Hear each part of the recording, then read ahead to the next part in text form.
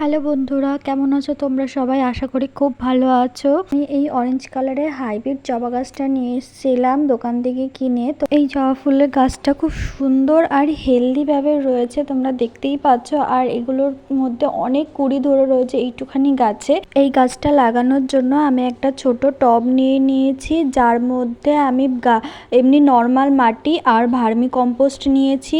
টবের মাটিটা ভরাট করার সময় নিচের যেই ছোট ছোট পাতাগুলো ছিল সেগুলো আমি ছিঁড়ে দিয়েছি, যাতে মাটি দিতেও সুবিধা হয় টবটার ভিতরে আর গাছটাও হেলদি থাকে। আস্তে আস্তে আমি টবের মাটিটা ভরাট করে দিলাম, ভরাট করে দিয়ে তার মধ্যে একটু জলও ভালো পরিমাণে দিয়ে দিলাম, যাতে গাছটা ভালোভাবে বেড়ে ওঠে। তারপরে আমি দুদিনের জন্য ছায়া জায়গায় রেখে দিয়েছিলাম, যাতে দুদিন পরে ওই যেই ফুলটা ফুটবে সেটাও তোমাদের সাথে দেখাতে পারি।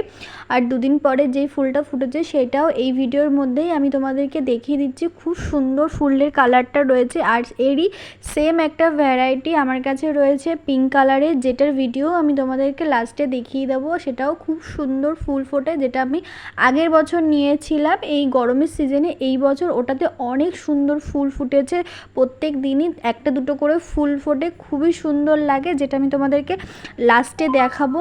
খুবই সুন্দর। এই দেখো বন্ধুরা, কত সুন্দর ফুলটা ফুটেছে, খুবই সুন্দর লাগছে। আর তোমরাও এই ধরনের ফুল বাড়ির বাগানে লাগাবে, দেখবে প্রত্যেক দিন একটা না একটা ফুল পাবেই। খুব সুন্দর লাগে ফুলটা।